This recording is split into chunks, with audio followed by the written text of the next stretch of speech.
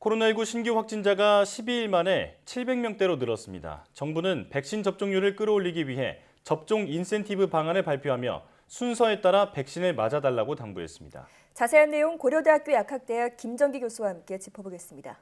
어서 오십시오. 안녕하세요. 네.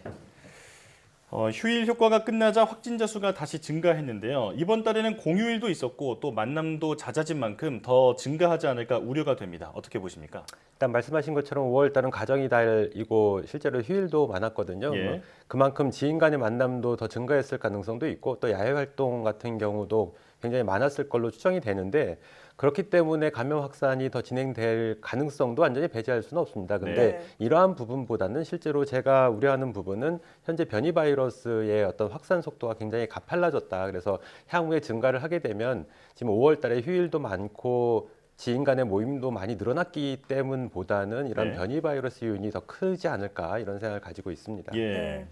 자, 방금 우려되는 부분으로 언급하셨듯이 신규 확진자 수가 좀처럼 잡히지 않는 것도 문제지만 변이 바이러스 검출률도 35.6%에 달하는 것으로 나타났습니다.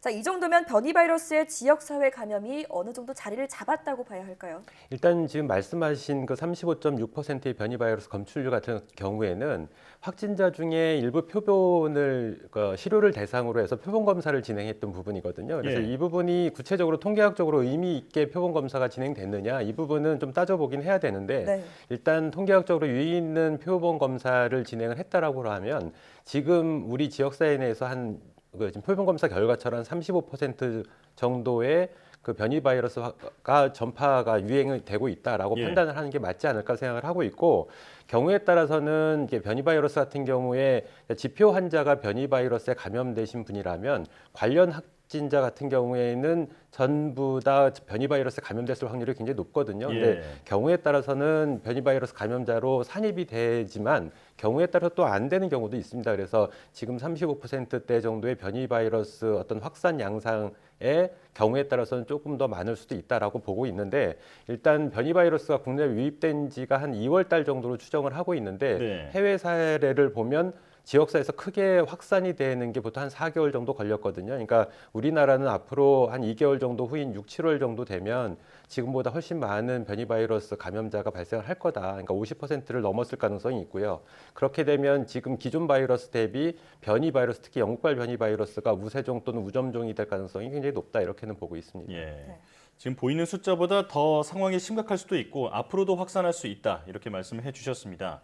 자, 2차 접종 후에 14일이 지난 뒤 코로나19에 확진된 돌파 감염 사례가 국내에서 4명이 확인됐습니다.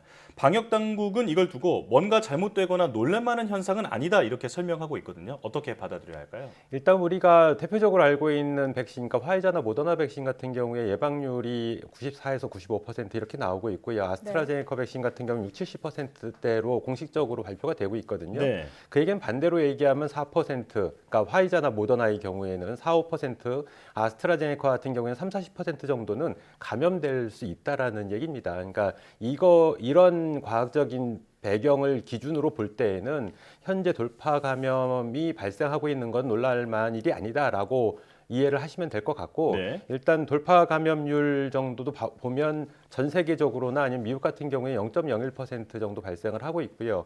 우리나라 같은 경우에는 현저하게 한 40배 정도 더 낮거든요. 아, 예. 그러니까 지금 상황은 그렇게 심각한 부분은 아니다라고 판단을 하고 있는 겁니다. 근데 여기서 우리가 조금 더 집중해서 봐야 될 부분은 항상 백신을 맞아도 완벽하게 예방하는 게 아니다. 그 이후에도 이런 어떤 추가적인 감염 사례, 그러니까 이게 흔히 얘기하는 이른바 돌파 감염이 발생할 수 있다라는 거를 어느 정도는 인지를 하고 있어야 된다라는 생각을 가지고 있습니다. 예. 네.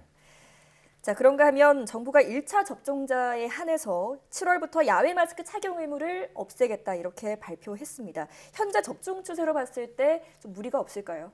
일단 기본적으로 예방접종 완료자의 경우에, 그러니까 지금 이번에 오늘 발표된 인센티브 방안에 대해서는 현재의 어떤 전파 양상이나 아니면 백신 접종률 진행 상황을 볼 때는 큰 무리는 없을 거다라고는 보고 있습니다. 네. 근데 다만 현재 1차 접종 대상자들도 다 포함이 돼 있거든요.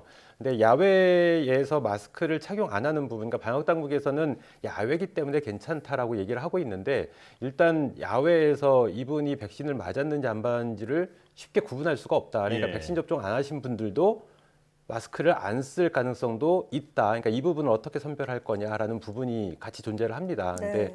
일단 한 가지 제가 긍정적으로 보는 부분은 당초에 인센티브 지원 방안에서 실내 마스크 착용까지 완화하는 거 아닌가라는 우려스러운 부분이 걱정이 있었는데 네. 이런 부분은 포함되지 않았습니다. 그래서 방역 당국에서 현재의 상황이나 백신 접종률을 상당히 이제 고려를 많이 했다, 고심을 많이 한 부분이 보인다라고는 생각을 하는데 1차 접종 대상자까지 포함하는 것은 좀 다소 무리가 있지 않느냐. 그러니까 실제로 2차 접종 완료자를 대상으로 이러한 인센티브 방안을 제시를 했더라도 만약에 인센티브 지원 방안 자체가 효과가 발휘가 될 거라면 실제로 이게 이루어질 거라고 보거든요. 그러니까 1차 접종 하신 분들은 당연히 2차 접종까지 맞게 되기 때문에 굳이 1차 접종 대상자까지 포함을 하는 게 맞느냐라는 부분 다소 의문점은 좀 있습니다. 네, 큰 무리는 없을 것 같지만 이 조치가 자칫 방역을 해이하게 만들 수 있다, 해이해질 수 있다 이런 가능성을 말씀을 해주셨습니다. 자, 이 백신 접종률이 기대만큼 올라가지 않는 게 백신 안전성 우려 때문이라는 지적이 있는데요. 그래서 인센티브만으로는 접종률을 끌어올릴 수 없다는 얘기가 나오고 있는데 어떤 추가 대책이 필요할까요?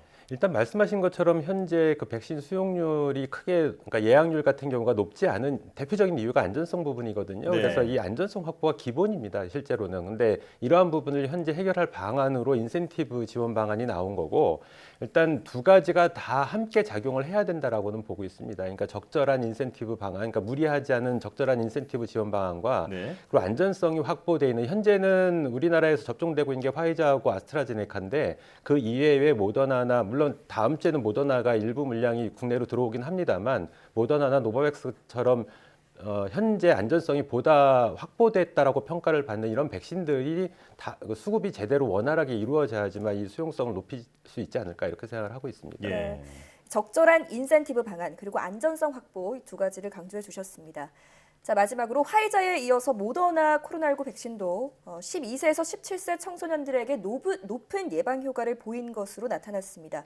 자, 이렇게 되면 국내 청소년 접종은 언제부터 가능할 것으로 전망하십니까? 일단 답변 드리기에 앞서서 이제 모더나 백신 같은 경우에 효능 부분은 그 청소년들에게 접종을 해도 그 성인 대비 크게 달라질 거라고는 보지 않습니다. 네. 근데 가장 중요한 부분은 안전성 부분이었고요. 그러니까 안전성 부분이 확보가 됐다라고 그러면 12세까지는 접종이 가능하다 이렇게 보시면 될 것 같고 그러면 현재 모더나 같은 경우에 추진하고 있는 방안이 생후 6개월부터 11세까지에 대한 부분을 보고 있거든요.